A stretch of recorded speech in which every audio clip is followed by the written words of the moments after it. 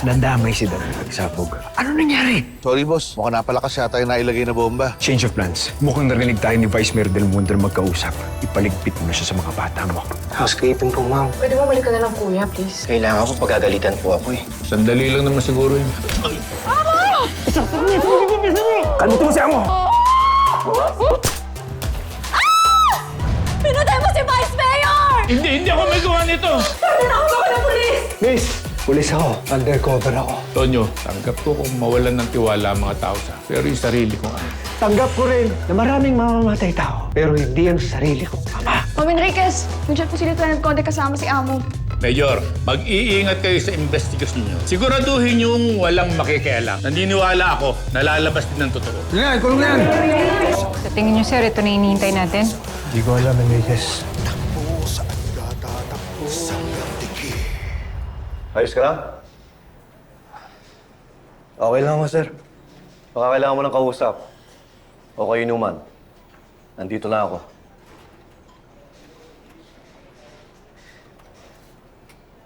Nakakulong na yung taong nasa likod ng lahat ng to.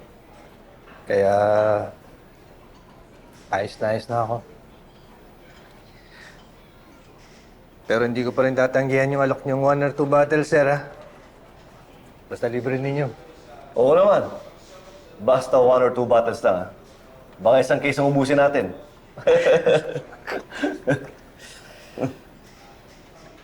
Sir.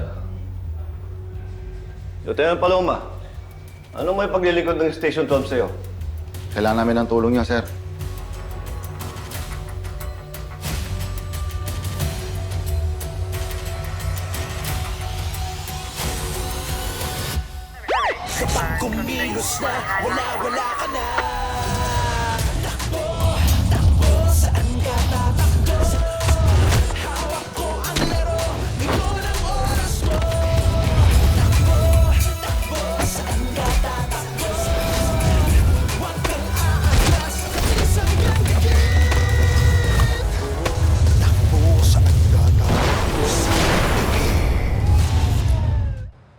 RGD building na under sa jurisdiction ng Station 12. Ito rin yung last known location ng 2 babae na hinala namin, biktima ng human trafficking. Alam ko, office ng building na yan, eh. Diyan ba sila nagtatrabaho? Hindi. Yan yung 6 feet under bar. 3 months na sila nag-ooperate sa building. Sa recover namin mga CCTV footage, nakitang pumasok ng building yung 2 biktima, pero hindi nakitang lumabas. Anong sabi ng mga witness na nakakita doon sa bar? Yung yung problema namin, sir, eh. Walang witness na nakakita kung saan sila nagpunta. Tapos wala ring CCTV sa basement parking. Konde, sumama ko muna kayo, Lieutenant Paloma. Tignan niyo yung lugar.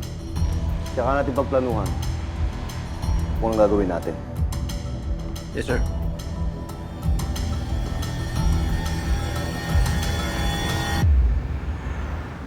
Yan. Gusto mo naman yan? Maganda ka. Yan, oo. Yan, mamay gawin ko naman. Oh, sige. Kami naman yung mix. Gusto ko fuchsia pink. Saka siguro purple. Ay, gusto ko din yun. Ignero ko. Ay, Britney! Sabi ko na nga ba't andito ka lang eh? Andito nga ako. Walang iya ka! Murderer ka! Ha? Sino pinatay mo? Ano akong pinatay, Kapitana? Ano walang pinatay? Ayan oh! Minarder mo pa ako! Hindi! No!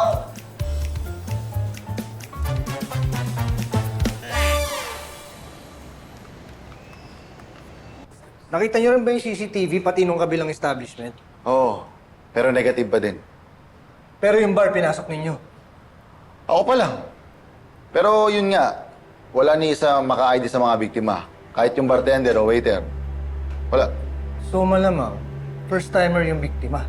Kasi kung regular yun, tiyak may makakakilala. Yun din siguro yung modus ng mga kriminal. Pang-target ng mga bagong salta at walang kasama. At sasaktuin nila yun sa oras na para kunin nila yung biktima. Higit sa lahat, puro mga babae lang yung mga binibiktima nila. Tara. Ano ba nangyari dyan sa paa mo?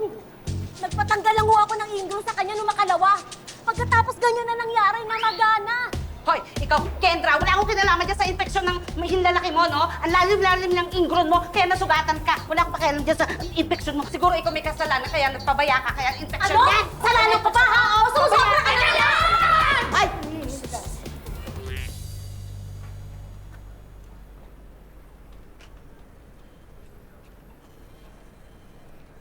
Ang dami namang kalat sa desk mo. Ano yan, mga unsolved cases? Wala ka na naman magawa, no? Oo, parang ikaw. Wala pa rin nagagawa dun sa bank robbery kung saan namatay yung ninang mo. Bobby, ilang buwan na yun, ah. O baka naman mas mauna pang masolve yung kasong inilapit ko sa inyo kaysa dyan sa kasong hawak mo. At least kami dito sa Station 12. Hindi namin kailangan humingi ng tulong sa ibang stasyon. Kami mismo nagsosolve ng mga kaso namin. Nasolve ba? Baka naman kailangan nyo ng tulong. Sabi ka lang, Bobby. Kailangan mo ba? Tutulungan kita. Hindi namin kailangan ng tulong mo, Lieutenant Samson. Tsaka paano mo gagawin yun? Ikaw nga mismo, nanghihingi ka ng tulong sa station namin eh. Sir, meron kami naisip na sting operation. May magpo-post na potential victim. At sa oras na kumilis yung kriminal, doon natin sila arestuhin. Isa lang ang entrance at exit sa basement parking. We can secure that para siguradong wala makatakas. At isa pa, sir. Puro mga babae binibiktima nila. Eh, paano yun? Hindi kayo pwedeng dalawa. Sino ang papagal na biktima? Chief.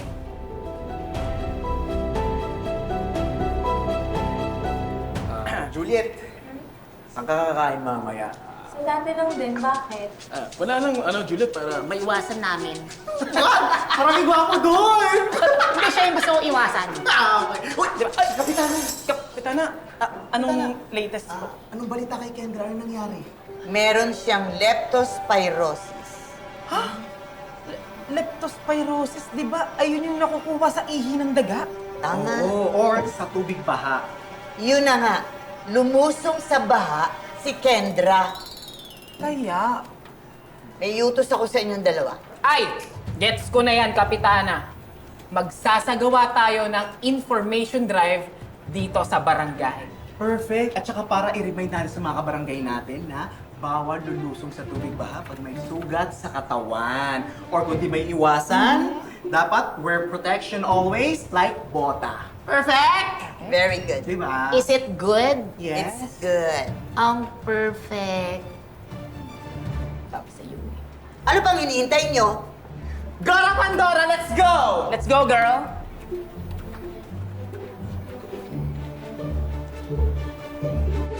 Ano, Enrique? Sigurado ka okay ka mamaya, ha? Yes, sir. Bakit naman hindi magiging okay?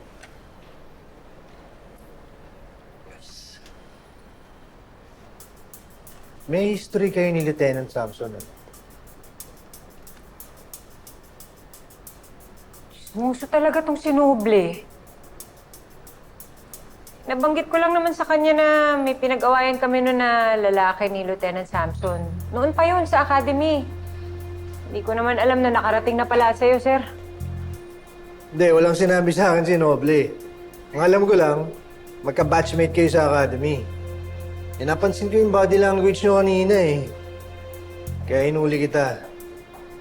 Ikaw naman, ang bilis mo nagpahuli. Ewan ko ba dun sa babaeng yun? Hindi marunong mag-move on. Pero sigurado ka, okay ka mamayang gabi? Kayong dalawa lang dun sa bar. Oo naman, sir. Hindi kami friends, pero matinong pulis naman yun. Tsaka hindi pa naman lumalabas yung resulta ni Doktora Cecilia dun kay Amo eh. Okay na rin to. Para maiba naman yung ginagawa. Basta pag hindi ka komportable na kasama siya, sabihin mo lang. O paano, sunduin na lang kita mamaya. Ay, hindi na, sir. Ako na bahala pumunta doon. Basta yung bilin ni Chief, ha? Magsuot ka ng pambar. Mamaya nakakargo pants ka dun eh. Oo na, sir. Alam ko na. Ako nang bahala. Bahala ka na, ha? Oo, sir. Okay na tayo dun. Sige po. Ano susuot ko?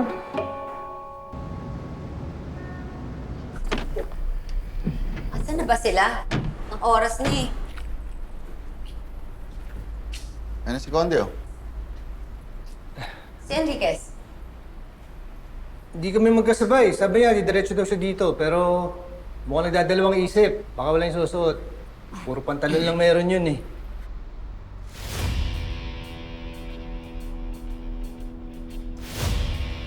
Lieutenant Conde,